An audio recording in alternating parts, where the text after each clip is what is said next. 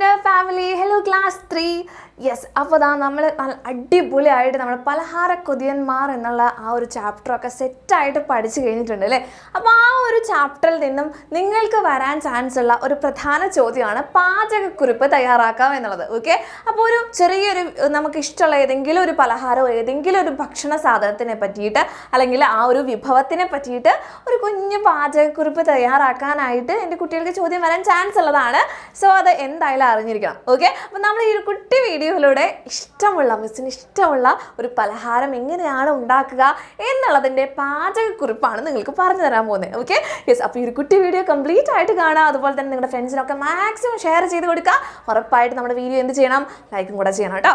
Okay, നമുക്ക് start ചെയ്യാം. അപ്പോൾ പാചകം എന്ന് പറയുമ്പോൾ എൻ്റെ കുട്ടികൾക്ക് ഇഷ്ടമുള്ള എന്തെങ്കിലും വിഭവങ്ങൾ ഉണ്ടാവും അല്ലേ. അപ്പോൾ ഉറപ്പായിട്ട് ഈ ഒരു വീഡിയോൻ്റെ താഴെയായിട്ട് കമൻറ്റ് ബോക്സിൽ ഒന്ന് കമൻറ്റ് ചെയ്യുക നിങ്ങളുടെ ഇഷ്ടപ്പെട്ട വിഭവം ഏതാണ് എന്നുള്ള കാര്യം. ഓക്കെ, അപ്പോൾ മിസ്സിൻ്റെ ഫേവറേറ്റ് ആണ്, ഏറ്റവും ഇഷ്ടമുള്ളൊരു സാധനമാണ് ഉണ്ണിയപ്പം എന്ന് പറയുന്നത്. ഓക്കെ, അപ്പോൾ ഉണ്ണിയപ്പം എങ്ങനെയാണ് ഉണ്ടാക്കുക എന്നുള്ള കാര്യം അതിൻ്റെ പാചകക്കുറിപ്പാണ് നമ്മൾ ഈ ഒരു വീഡിയോയിലൂടെ ചെയ്യാനായിട്ട് പോകുന്നത്. Okay, yes. അപ്പോൾ ഉണ്ണിയപ്പം ലവേഴ്സ് ഇവിടെ ഉണ്ടെങ്കിൽ വേഗം തന്നെ വീഡിയോൻ്റെ താഴെ ഉണ്ണിയപ്പം എന്ന് പറഞ്ഞ് കുറച്ച് റെഡ് ഹാർട്ട്സ് ഇടാം കേട്ടോ.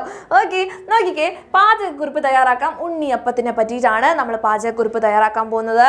നോക്കിക്കേ, എന്തൊക്കെ ചേരുവകളാണ് ഇത് ഉണ്ടാക്കണമെങ്കിൽ കുറച്ച് സാധനങ്ങളൊക്കെ വേണം അല്ലേ. ഈ സാധനങ്ങൾ വെച്ചിട്ടാണ് നമ്മൾ എന്ത് ചെയ്യുന്നത്, നമ്മുടെ ഉണ്ണിയപ്പം ഉണ്ടാക്കുന്നത്. അപ്പോൾ ചേരുവകൾ എന്തൊക്കെയാണെന്ന് നോക്കിക്കേ. പച്ചരി വേണം, അതിന് കണ്ടോ, പച്ചരി വേണം. പിന്നെയോ ശർക്കര വേണം. പിന്നെയോ ഏലക്കായ വേണം, നല്ല മണത്തിനൊക്കെ വേണ്ടിയിട്ട് ഏലക്കായ വേണം. പിന്നെ തേങ്ങാക്കൊത്ത് വേണം.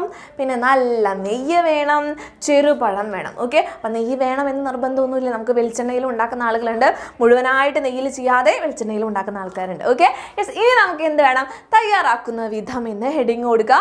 താഴെ ഇങ്ങനെ എന്തെഴുതാം, ഇതെങ്ങനെയാണ് തയ്യാറാക്കുന്നത് എന്നുള്ള കാര്യം എഴുതി വയ്ക്കുക. ഓക്കെ, നമുക്കൊന്ന് വായിച്ചു നോക്കാം.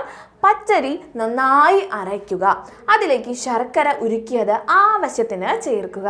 ഏലക്കായ പൊടിച്ചതും തേങ്ങാക്കൊത്തും പഴം അരച്ചതും ഈ മിശ്രിതത്തിലേക്ക് ചേർത്ത് നന്നായി ഇളക്കുക. ഉണ്ണിയപ്പച്ചട്ടിയിൽ നെയ്യും എണ്ണയും ഒഴിച്ച് ചൂടാക്കുക. ചൂടായ എണ്ണയിലേക്ക് തയ്യാറാക്കിയ മിശ്രിതം ആവശ്യത്തിന് ഒഴിച്ച് പാകമാവുമ്പോൾ കോരിയെടുത്ത് ഉപയോഗിക്കാം.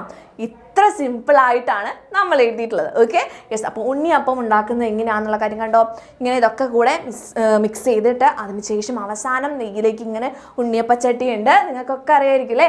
ഉണ്ണിയപ്പച്ചട്ടിയിലേക്ക് ഇങ്ങനെ കോരി വറുത്ത് കണ്ടോ, നല്ല നെയ്യിൽ കിടന്ന് അതിങ്ങനെ മൊരിഞ്ഞ് വരുന്നുണ്ട് അല്ലേ. അങ്ങനെ അവസാനം എന്താവും, നമ്മുടെ ഉണ്ണിയപ്പമായിട്ട് മാറും. ഓക്കെ, അങ്ങനെ നമ്മുടെ സ്വാദിഷ്ടമായിട്ടുള്ള ഉണ്ണിയപ്പം റെഡി. അപ്പോൾ ഇത്രയേ ഉള്ളൂ, സിമ്പിളായിട്ട് നമുക്ക് എന്ത് ചെയ്യാൻ പറ്റും, നമ്മുടെ പാചകക്കുറിപ്പ് എഴുതാൻ പറ്റും.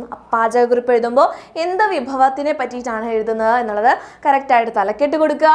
അതിനുശേഷം ചേരുവകൾ എഴുതുക, പിന്നെ തയ്യാറാക്കുന്ന വിധം എഴുതുക. ഏറ്റവും സിമ്പിളായിട്ട് തന്നെ എളുപ്പത്തിൽ എങ്ങനെയാണ് ചെയ്യുക എന്നുള്ള കാര്യമാണ് നമ്മൾ എഴുതുന്നത് കേട്ടോ. വലിച്ചു വാരിയൊന്നും നിങ്ങൾ എഴുതേണ്ട ആവശ്യമില്ല. അപ്പോൾ എല്ലാ മക്കൾക്കും ഈ ഒരു കുഞ്ഞു വീഡിയോ ഇഷ്ടപ്പെട്ടു എന്ന് വിചാരിക്കുന്നു. ഉറപ്പായിട്ട് നിങ്ങൾക്ക് ഇഷ്ടപ്പെട്ട ഫുഡ് ഐറ്റം എന്താണ്, ഭക്ഷണ സാധനം എന്താണ് എന്നുള്ള കാര്യം നമ്മുടെ വീഡിയോന് താഴെ ആയിട്ട് നിങ്ങൾ കമൻറ്റ് ചെയ്യുക. അതുപോലെ തന്നെ ഉണ്ണിയപ്പം ലവേഴ്സ് ഉണ്ടെങ്കിൽ സ്പെഷ്യലായിട്ട് ഒന്ന് കമൻറ്റ് ചെയ്യുക. അടുത്ത വീഡിയോയിൽ കാണാം. അതുവരെയ്ക്കും ബൈ ബൈ.